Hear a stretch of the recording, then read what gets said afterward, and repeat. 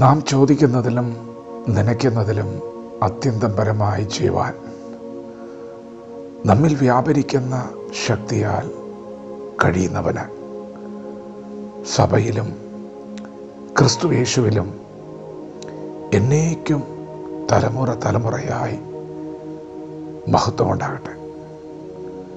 ദൈവത്തിൻ്റെ മാറ്റമില്ലാത്ത വചനം ശ്രദ്ധിക്കുന്ന പ്രിയപ്പെട്ടവരെ, നിങ്ങളുടെ പ്രാർത്ഥന ദൈവം കേൾക്കുന്നുണ്ട്. നിങ്ങളുടെ നിലവിളി ദൈവസന്നിധിയിലെത്തിയിട്ടുണ്ട്. നിങ്ങളുടെ ചോദ്യം ദൈവം കേട്ടിട്ടുണ്ട്. നിങ്ങളുടെ ചിന്തകൾ ദൈവം അറിയുന്നുണ്ട്. ഇന്ന് പകൽ പരിശുദ്ധാത്മാവ് നമുക്ക് ആലോചന തരികയാണ്. നാം ചോദിക്കുന്നതിലും നനയ്ക്കുന്നതിലും അത്യന്തം പരമായി ചെയ്യുവാൻ നമ്മിൽ വ്യാപരിക്കുന്ന ശക്തിയാൽ കഴിയുന്നവന്. പ്രിയപ്പെട്ടവരെ, നിങ്ങളുടെ മറുപടി നിങ്ങളിൽ തന്നെ പുറത്തു വരും. കാരണം നിങ്ങളുടെ അകത്ത് ദൈവമുണ്ട്. നിങ്ങൾ ഒരു പക്ഷേ ശരീരത്തിൽ ബലഹീനരായിരിക്കാം, മാനസികമായി ഒത്തിരി തളർച്ചയിലൂടെ കടന്നു പോകുന്നവരായിരിക്കാം. എങ്ങനെ പുറത്തു വരും എന്ന് ചിന്തിച്ച് ഭാരപ്പെടുന്നവരായിരിക്കാം. ജീവിതത്തിൽ ഒത്തിരി തോൽവികൾ ഏറ്റുവാങ്ങിയവരായിരിക്കാം. നാളെയെക്കുറിച്ചുള്ള, ഭാവിയെക്കുറിച്ചുള്ള ആകുല ചിന്തകളാൽ മനം കലങ്ങുന്നവരായിരിക്കാം. നിങ്ങൾക്കൊരു വിടുതലുണ്ട്. നിങ്ങളുടെ ചോദ്യത്തിന് മറുപടിയുണ്ട്. അത് നിങ്ങളിൽ നിന്ന് തന്നെ പുറത്തു വരും. നിങ്ങളുടെ തല കുനിഞ്ഞിരിക്കുന്നുവെങ്കിൽ നിങ്ങളുടെ തലയെ ദൈവം നിവർത്തും.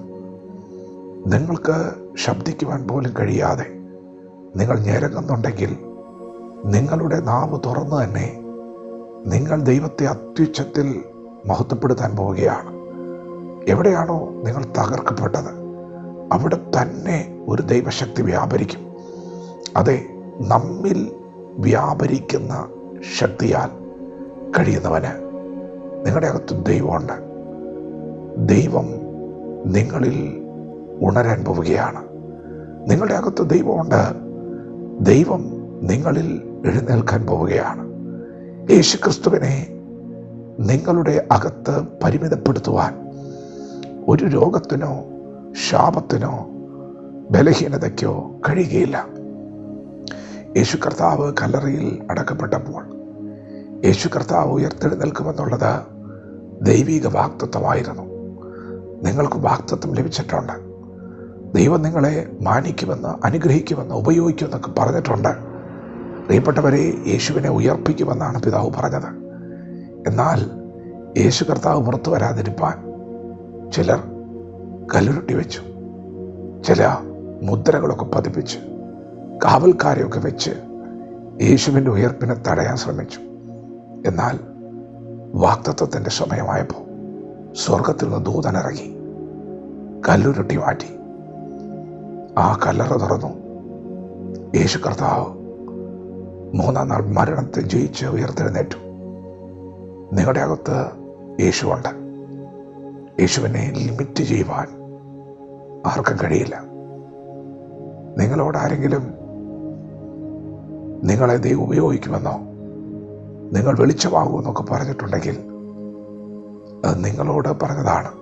എന്നാൽ ഒന്നുകൂടി ആഴത്തിൽ പറഞ്ഞാൽ നിങ്ങളുടെ അകത്ത് നിങ്ങളിൽ വസിക്കുന്ന ക്രിസ്തുവിനോടുള്ള ദൂതാണ്.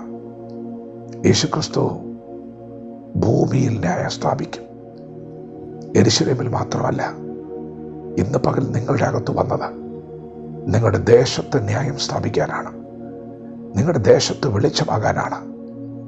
പ്രിയപ്പെട്ടവരെ, നിങ്ങളുടെ അകത്തുള്ള യേശുവിനെ ആർക്കും പരിമിതപ്പെടുത്തുവാൻ കഴിയുകയില്ല. അത് വ്യാപരിക്കുന്ന ശക്തിയാണ്. നിങ്ങളിലൂടെ തന്നെ നിങ്ങളുടെ മറുപടി നിങ്ങൾ കാണും. നിങ്ങളുടെ നാവ് കൊണ്ട് തന്നെ നിങ്ങൾ ഉച്ചത്തിൽ ദൈവത്തിന് മഹത്വം കൊടുക്കും. അതെ, നിങ്ങളിലൂടെ തന്നെ അത് പുറത്തു വരും. വിശ്വസിക്കുക, അത് പുറത്തു വരികയാണ്. വചനത്തോട് പ്രതികരിക്കാം. ദൈവം നമ്മെ ഓരോരുത്തരെയും പകൽ അനുഗ്രഹിക്കുമാറാകട്ടെ. ആമേൻ.